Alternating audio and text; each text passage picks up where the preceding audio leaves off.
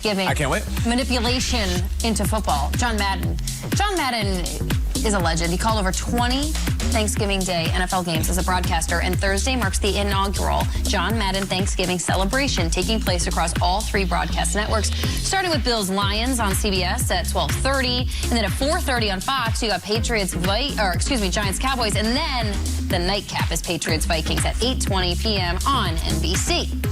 Speaking of that Giants game, though, Daniel Jones heads to Dallas after throwing 2 interceptions for the Giants' Week 11 loss to Detroit. Here's the Giants QB on the need to limit those mistakes against a very, very tough Cowboys defense.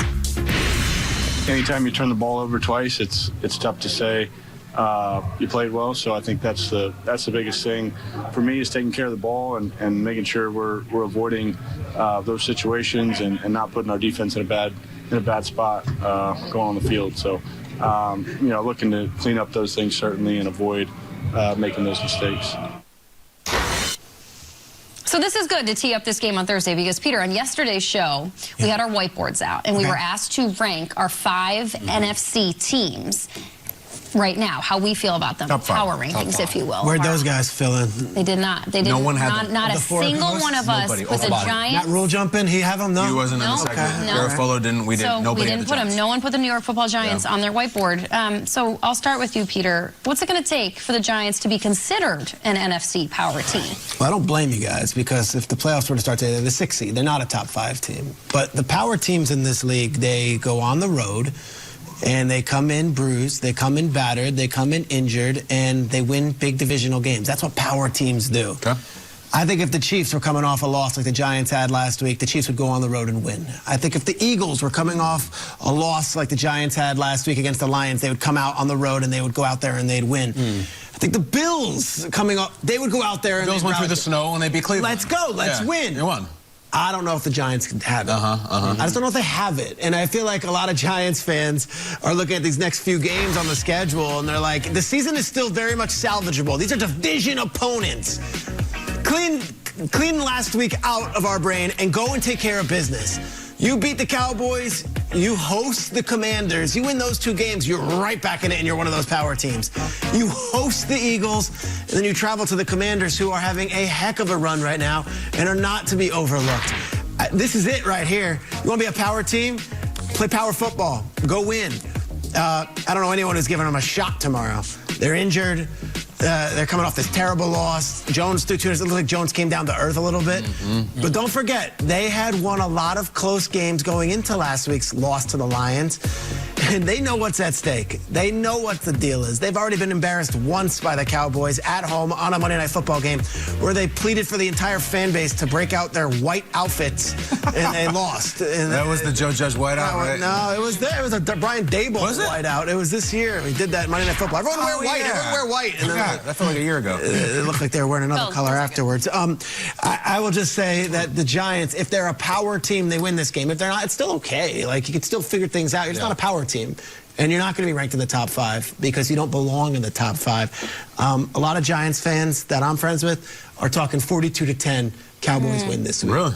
35-0. It feels like that. There's a sense that the balloon burst last week. Maybe for both New York teams. We don't know, but certainly the Giants. The crowd was there. It was a Thanksgiving weekend. It was everyone has no work on Monday. You got the Lions in town, and they got the doors blown off them. How do you respond? I don't have a ton of faith. I'm not picking them. I think the Cowboys win. However, doesn't matter what I think. It's what the Giants do and what they believe in that building. They have a chance to erase a lot of doubt from people. Kyle asked a really good question once we had our teams on the whiteboards, which was, do any of these NFC teams rank in just the league right now, the top 5? Because the AFC is just playing out of their minds right now. When I thought about, like, the definition of a power team, I went your direction first, Peter. I was like, oh, you just have to win at this point of the season. Like, you just have to stack games. But to me, it's a power team is one that you don't want to face for a full 60 minutes. And to me, that's the Chiefs, that's the Bills, that's the Eagles. And those are kind of my only 3 right now. Can Brian Dable get this Giants team playing where you are a nightmare down the stretch? Like, a game that you would wish it had just ended after 3 quarters of football. To me, that's a power team. And unless Dable can get this team right, and at this point with the Giants, we all know this, frankly, about both teams here in New York City, it's not just about this season anymore. It's building on a season that we kind of least expected out of both the Giants and the Jets. But for the Giants in particular, how do you become a power team in the NFC is becoming so powerful that you are relentless in the fourth quarter. Is that quarterback the guy that's going to be relentless for you? Saquon Barkley feels relentless right now, but you have to build a roster and an organization. Frankly, I think Brian Daboll is a relentless coach, but does he have the guys that you don't want to face at the 2-minute warning where you're coming out of the TV timeout, you're like, oh, good God, the Giants coming out of a TV is the worst Giants team you want to face. That, I think, is what makes the team powerful. Yeah, and I think there's a sense just overall with the Giants that they've been overachieving, and when you overachieve, it catches up with you. Also in the NFC, some weird stuff's going to happen the next 6-7 weeks. I think some teams are going to come running. I think some teams are going to fade. When we did our top 5 in the NFC, I had the Commanders in my top 5. I liked the Commanders a lot. But your definition, Peter, was you got to go on the road and you got to make up for bad. The elephant in the room is them versus Dak Prescott. I mean, it is miserable. You got to take care of business, your own division. Look at Dak's last 9 starts against the Giants. It's blistering. It's embarrassing. It is a walloping. Any word you want. 9-0, huge point differential, 13. Now, they beat Dallas earlier this year. But that was the Cooper Rush experience. It's a different deal. Like, that's not Dak. Guys, you got to take care of this really, really quickly because, Patrick Mahomes doesn't have this. Yeah, but I always lose to Derek Carr every year. Are you kidding me? It doesn't exist. Aaron Rodgers is like, yeah, but whoever the Bears has always gets me. That's what the Giants have. So I just can't really take you seriously as someone who's going to win an NFC playoff game if the other most famous, most high-paid, best quarterback in your division slaps you around every single time, because there's other guys. We're not even talking about Jalen Hurts and Heineke who's coming running. So power team, you can't let Dak Prescott be one of your owners, and as of right now, he is. Now listen, it's not even Mahomes or Allen or Rodgers like the cream of the. It's Dak Prescott, who's a really good quarterback, but like you can't be 0-9 against him in the last 9. That's ridiculous. Got to take care of that. Wow, 9 straight. I didn't realize that. Okay, Thanksgiving Day theme. So tomorrow's Thanksgiving. You have this new girlfriend. You're entertaining her. Things are getting serious. She wants to host Thanksgiving. You're extremely nervous because your mom is judgmental. Grandma has no filter. You don't have a lot of faith going into this thing, but she wants to do it. You're like, let's go for it. You know her cookie's not as good as mom's. Family's going to hate it. Thursday comes, Thanksgiving's here. She's a hit. Mom loves her. Grandma's fired up. Hey, baby, when you going to marry this woman? Everybody is fired up about her.